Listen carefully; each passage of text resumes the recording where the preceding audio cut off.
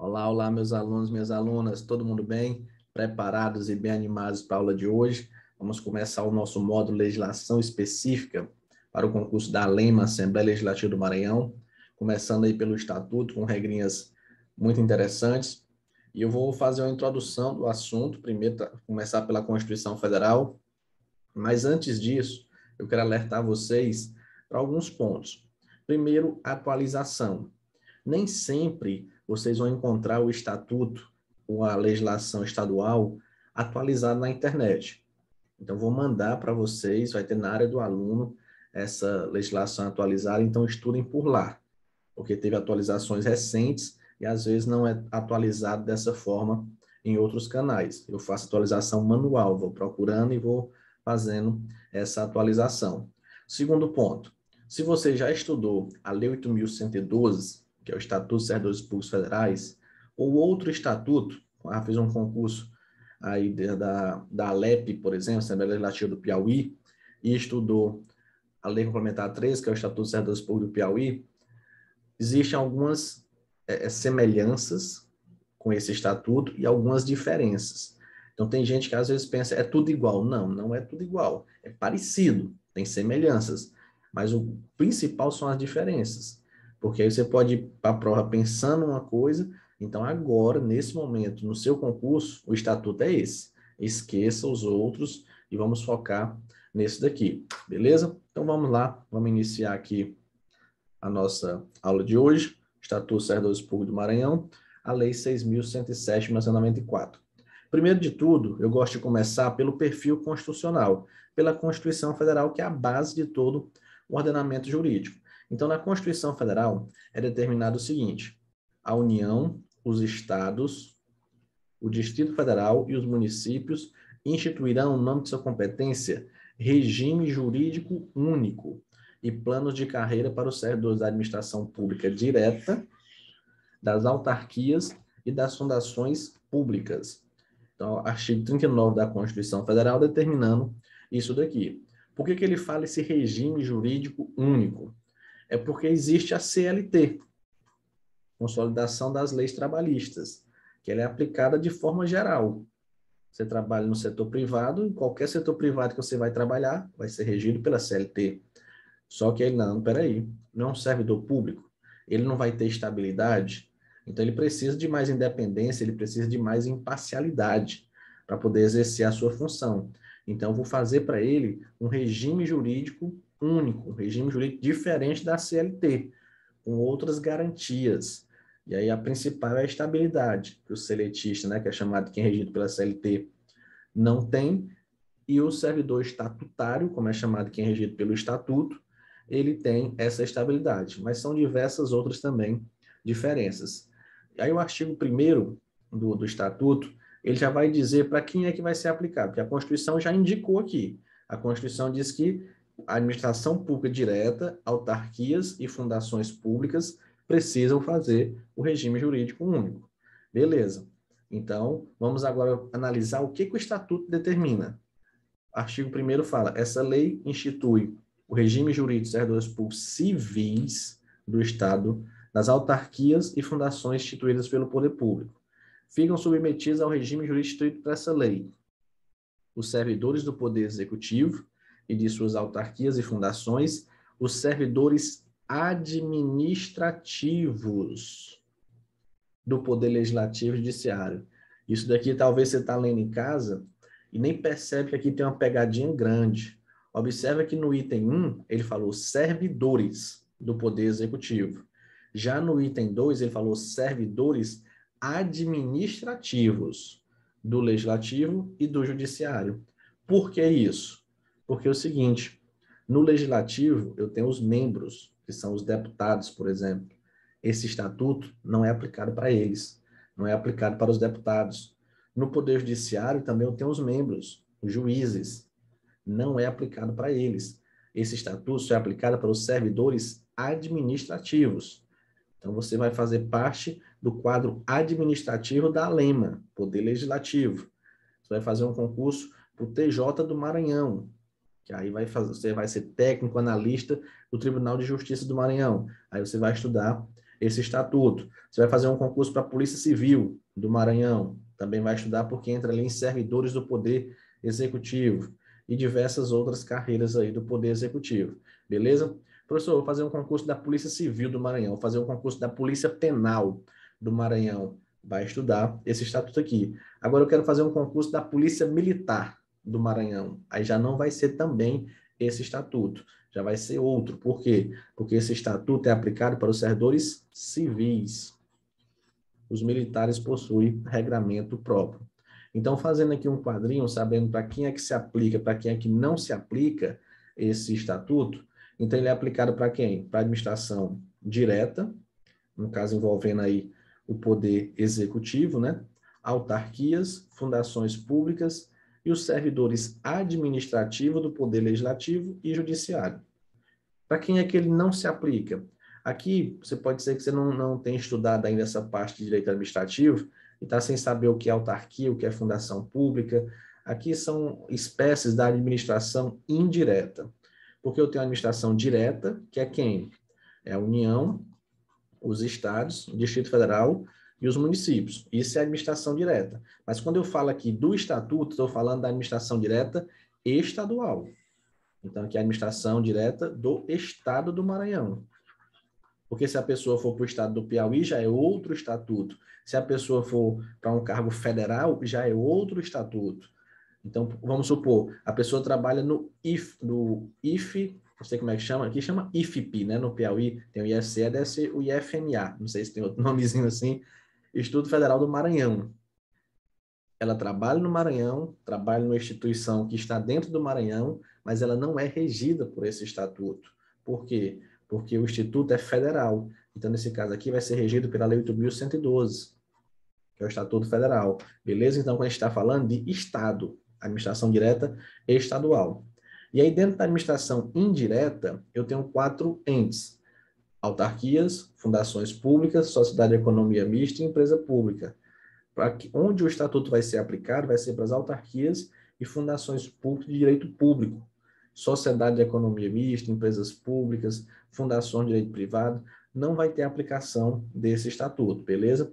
Então, não se aplica para a sociedade de economia mista, empresa pública, como eu falei, os militares, vou voltar aqui, e também não vai ser aplicado para os membros do Poder Legislativo e Judiciário, no caso, deputados e juízes. É uma pegadinha muito grande. Eu trouxe até essa questão aqui, ela caiu no Ceará, mas é porque o Estatuto do Maranhão é muito parecido com o do Ceará, então dá para ser aplicado aqui nessa aula. E fala o seguinte, ó, não se aplica o regime jurídico do funcionário público civil do Estado do Ceará, no caso aqui, adaptando para o Maranhão, aos procuradores do Estado. Onde é que se encontram os procuradores do Estado? Os procuradores do Estado se encontram no Poder Executivo. Então, se aplica ou não? Aplica sim, porque o Estatuto é aplicado para os servidores, em geral, aí, do Poder Executivo. Juiz de direito do Estado. Opa! Não. Juiz de direito não. Por quê? Porque quando ele vai falar do Poder Judiciário, ele fala servidores administrativos do Poder Judiciário. E o juiz não é um servidor administrativo, o juiz é um membro do Poder Judiciário, é diferente. Secretário de Estado, sim, porque se encontram dentro do Poder Executivo, e servidores do Poder Legislativo, certo? Porque no caso aquele que se faltou a palavrinha administrativo, né? Mas seria os servidores administrativos do Poder Legislativo, mas está ok. Então, o item errado é o item B, juiz de direito não vai ter aplicação. Portanto, isso aqui já é muito importante. Às vezes tem questões já com o artigo 1º do Estatuto.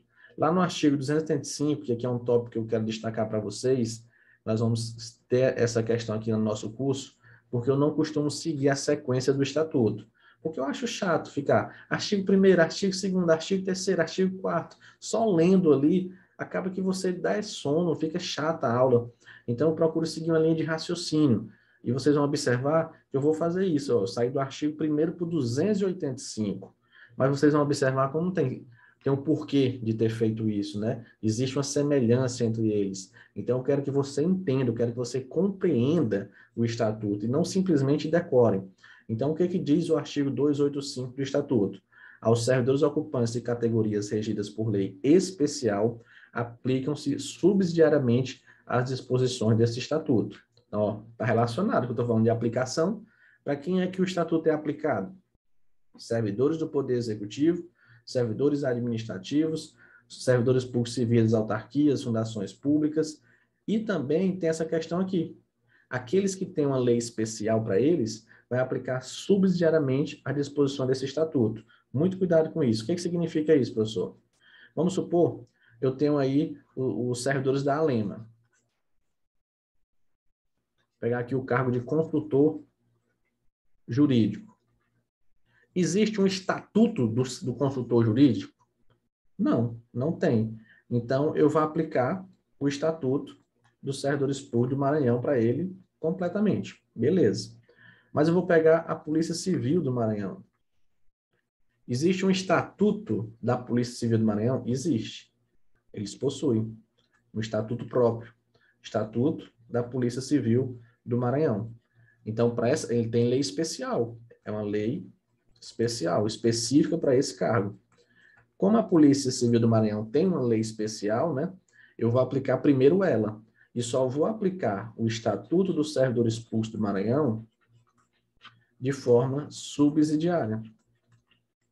Como se fosse de forma secundária.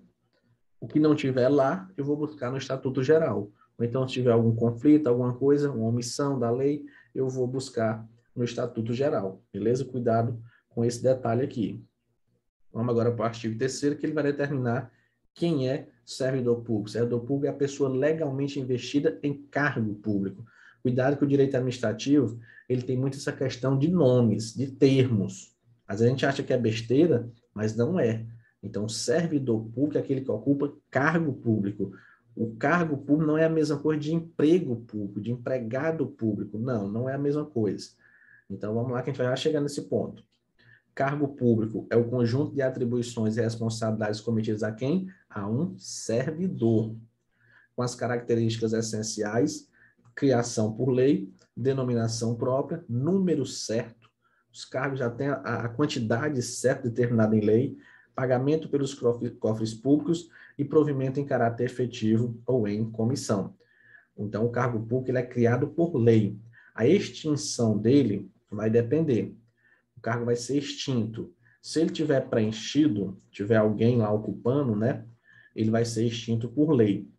Se ele tiver vago, não tem ninguém ocupando aquele cargo, então ele pode ser extinto por lei ou por decreto autônomo.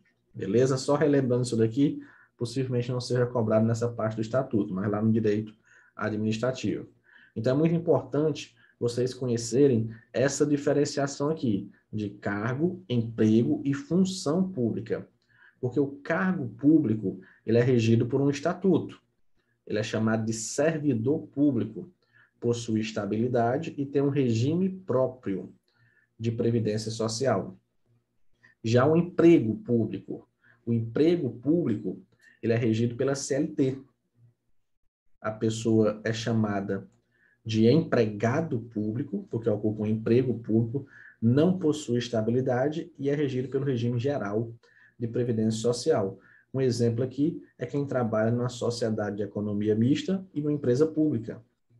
Eles não são servidores públicos, eles são empregados públicos. Isso aqui me faz lembrar um aluno meu, ele passou no concurso da Caixa Econômica, e fazia tempo que ele vinha lutando para passar em concurso, e passou muito tempo para ser chamado também, ele ficou muito contente.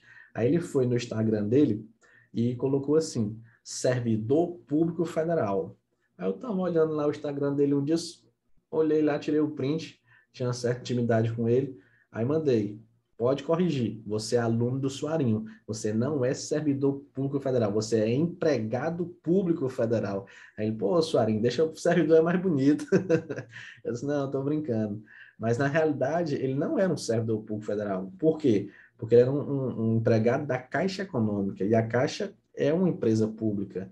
Então, ele era um empregado público federal. Mas empregado público não é tão bonito como servidor público federal, né? Por isso que ele trocou aí os nomes. Mas cuidado com isso.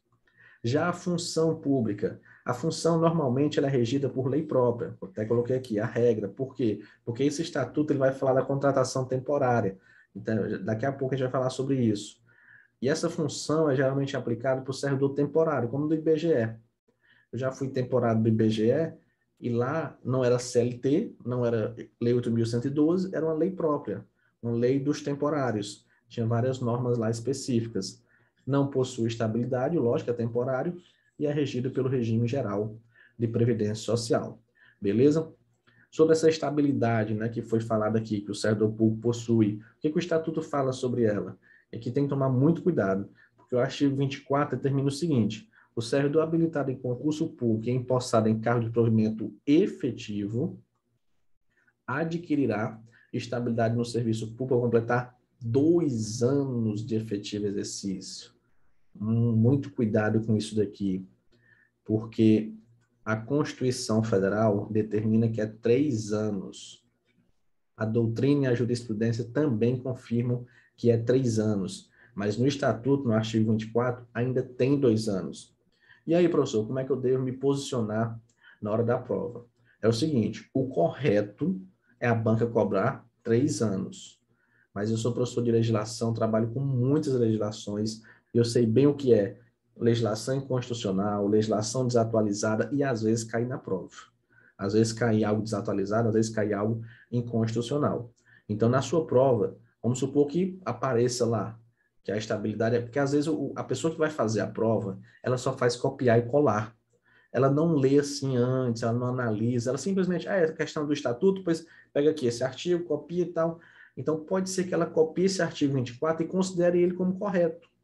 Então, você tem que ter muita atenção para isso. Olha, na questão lá, tem 2 anos, opa, peraí, deixa eu analisar aqui. Essa questão já é um problema, porque o correto é 3. Mas será que a banca considerou dessa forma? Então, é uma questão que possivelmente vai ser passível de recurso. Mas na hora da prova, ninguém pensa em recurso. No domingo, ali que você tinha, no domingo ou no sábado, agora tem concurso de sábado também, que você estiver fazendo a sua prova ali, você não vai pensar em recurso, vai pensar em acertar, porque recurso é uma possibilidade. Pode dar certo, como pode. A banca pode simplesmente não estar lá no artigo 24 e segurar, como eu já vi, banca segurando algo inconstitucional, algo desatualizado. Então você pensa, peraí, vamos supor que está no item A, dessa forma aqui, dizendo que é 2 anos. Você olha para o item B, está errado, o item C está errado, o item D está errado, o item E está errado. Só sobrou o item A, vou marcar, pronto. É o que está na lei. Depois pode ter recurso? Pode, a questão pode ser anulada. Mas se a banca considerar o item A como gabarito, você já acertou. Já está com o seu garantido. Não precisa mais brigar por recurso, né? Mas se você errar, aí sim tem a possibilidade, porque existe a hierarquia das normas, né? E a Constituição, ela muda, e ela não vai saindo mudando, assim, automaticamente todas as leis. É como se a Constituição dissesse, eu sou a Constituição, eu sou a lei máxima, e quando eu mudo, todas as outras têm que mudar. Foi um fenômeno que foi chamado de constitucionalização do direito administrativo. É quando a Constituição ela surge, né, quando ela muda, esses efeitos se irradiam para todo o ordenamento jurídico. E tem que ser feita uma releitura de tudo isso. No Piauí, o Estatuto dos Servidores Públicos do Piauí, ele está bem assim atualizado com a Constituição, porque foi feito isso. Foi feito um momento, eles pararam e disseram, não, vamos adequar a Constituição do Piauí e o Estatuto dos Servidores Públicos do Piauí à Constituição Federal. Porque às vezes a Constituição vai mudando e os estatutos vão ficando parados. Aí fizeram isso, adequaram, o estatuto hoje está um pouco atualizado, mas esse aqui não fizeram ainda. Então, por isso que tem essa parte aqui, beleza? Então, atenção para isso. O artigo 25 determina que o servidor estável só perderá o cargo em virtude de sentença judicial transitada em julgado ou processo administrativo disciplinar no qual lhe seja assegurado ampla defesa. Aqui também tem que tomar cuidado, porque a Constituição Federal, no artigo 41, ela determina 3 situações. Sentença judicial transitada em julgado, né? Qualquer sentença tem que estar transitada em julgado, processo administrativo e avaliação periódica de desempenho. Só que na lei, no estatuto, né, só tem 2, sentença judicial transitada em julgado e processo administrativo em qual lhe seja assegurada ampla defesa. Se caiu o artigo 25, ele não é tão problemático, não. Pode marcar como certo e pronto. Eu estou explicando isso porque, às vezes, Você tem conhecimento da Constituição e confunde. Fica, não, mas está faltando um. Não, nesse caso aqui não. Pode marcar artigo 25 como correto, beleza? Então, vamos lá. O artigo 4º e o artigo 5º, eles são bem tranquilos, lá na parte inicial do Estatuto. Vai só dizer que é proibida a prestação de serviços gratuitos, salvo os casos previstos em lei. Existe um princípio da administração, é o enriquecimento sem causa, que a administração pública não pode enriquecer sem causa. Então, como regra, não pode ter serviço gratuito. Você trabalha para a administração, você vai receber a sua retribuição. Tanto que muitas vezes, quando a pessoa ela entra no concurso através de fraude, né? Ela compra o gabarito, alguma coisa, compra a prova, sei lá, e ela passa 1 ano, 2 anos trabalhando e depois é colocada para fora, demitida, ela não precisa devolver o dinheiro que recebeu. Por quê? Porque seria enriquecimento sem causa. A administração, a pessoa não trabalhou, ela entrou de forma ilegal, mas depois que ela estava lá, ela não estava trabalhando? Então, se ela estava trabalhando, ela tem que receber, beleza? Só que cuidado, a regra é que é proibido serviços gratuitos, salvo os casos previstos em lei. Tem casos, por exemplo, do mesário. O mesário é um serviço gratuito. O jurado. Tem alguns casos de estágio, né? Estágio gratuito. Tem os voluntários. Então, tem algumas situações que eu vou ter o serviço gratuito, mas a regra é que é proibido. O artigo 5º ele é bem claro, é proibir o desvio de função ou atribuir ao servidor encargos ou serviços diferentes daqueles próprios de ser cargo. Aqui trata da regra de competência. Todo cargo possui a sua competência, todo servidor público tem as suas atribuições. Não posso chegar e pedir para a pessoa estar fazendo outras atribuições que não sejam as inerentes do seu cargo, beleza? Então, cuidado com esse artigo 5º, porque na prática acontece demais. E às vezes a pessoa gosta mais da outra coisa do que do próprio, das próprias atribuições do cargo. Ela prefere fazer o que não é do que o que é. Mas não pode, é proibido. Vamos agora falar da contratação temporária, né? Já que eu falei dos temporários aqui, a lei vai trazer uma regrinha sobre eles aí. Lá no artigo 274, fala que para atender a necessidade temporária de excepcional interesse público, poderão ser efetuadas contratação de pessoal por tempo determinado, mediante contrato de locação de serviço. E aqui está no próprio estatuto, né? Então, um pouco diferente desses temporários aqui, porque esses temporários são regidos por lei própria. É como o IBGE. Aqui não, o Estatuto ele trouxe a possibilidade de contratação temporária regido pelo próprio Estatuto. Isso aqui é bem interessante, porque teve a questão da pandemia, né, Covid, e existiu muito isso. Como estava precisando de muitas pessoas, e seria por um tempo determinado, então, ao invés de fazer um concurso público mesmo, para chamar o servidor mesmo, fazer essa contratação temporária. E aqui ele vai dizer quais são as necessidades temporárias, né? Considera-se como necessidade temporária de excepcional interesse público as contratações que visem combater surtos epidêmicos, fazer recenseamento, atender situação de calamidade pública, substituir professor, admitir professor visitante, inclusive estrangeiro, permitir execução de serviço profissional de notória especialização, inclusive estrangeiro, cuidado com isso, que a banca pode chegar e colocar exceto o estrangeiro, nas áreas de pesquisa científica e tecnológica, e atender às outras situações de urgência que vierem a ser definidas por lei. Então, é o que? Epidemia, entra. A pandemia é pior do que a epidemia, né? A epidemia, se eu não me engano, é mais local. Já a pandemia é todo mundo. Fazer recenseamento, a questão do IBGE aí, né? Só que esse recenseamento aqui é estadual, não seria mais para os órgãos estaduais. Atender a situação de calamidade pública, professor, né? Substituir professor, está precisando ali naquele momento. Geralmente é utilizado até de forma, assim, aqui é para ser em caráter excepcional. Aqui, ó, temporada excepcional. Mas às vezes ele utiliza isso aqui como regra, mas está errado. Execução de serviço profissional de notória especialização também. Aqui eu estou precisando de uma pessoa para fazer um serviço ali que necessita uma certa especialização. Eu tenho que trazer uma pessoa de fora, por exemplo. Eu faço a contratação temporária. Ou de situações de urgência que vierem a ser definidas por lei. Aí o Estatuto traz os prazos. As contratações de que trata esse artigo terão dotação específica e obedecerão aos seguintes prazos. Na hipótese dos incisos 1º, 3º e 6º, 6 meses. Na hipótese do inciso 2º, 12 meses. 4 e 5 até 48 meses. E aí fica, eita, professor, Vou ter que voltar lá. Não, eu fiz uma tabelinha aqui para você já memorizar essa contratação temporária. Então, combater surtos epidêmicos, o prazo máximo, 6 meses. Atender a situação de calamidade pública, também 6 meses. Atender situações de urgência, também 6 meses. Então, você percebe que tem uma certa relação. Epidemia, calamidade e urgência. Está tudo... Na pandemia foi feito vários decretos aí de calamidade pública, várias situações de urgência.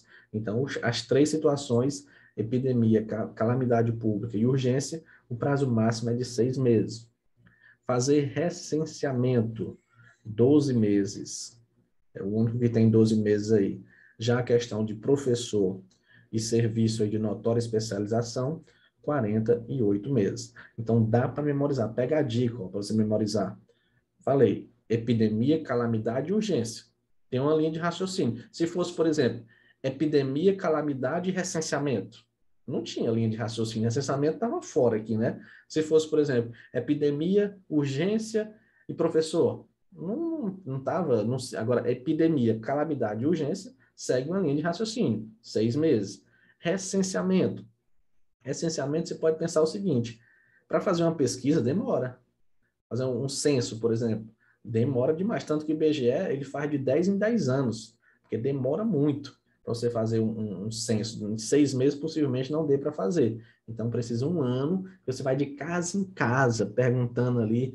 Então, você lembra, recenseamento, 12 meses. Já professor e profissional de notória especialização. Você percebe que é algo também que envolve, assim, o cara ser professor por 6 meses, não dá tempo nem de terminar a turma. Notória especialização também. Pode ser que o cara precise fazer um trabalho, vamos supor, a construção de uma ponte, a construção de um viaduto que precisa de um engenheiro de fora, alguma coisa. Então, não pode ser tão rápido assim, né? E aí entra 48 meses. Beleza? Isso aqui pode cair na prova, eles perguntando isso daqui. E para finalizar a primeira parte da nossa aula, eu deixo essa pergunta aqui. Todo cargo público possui estabilidade? Porque foi dito aqui, ó, cargo público tem estabilidade. Mas será que todo cargo público tem estabilidade? Sim ou não? Resposta na próxima aula. Beleza? Então, um forte abraço a todos aí e bons estudos.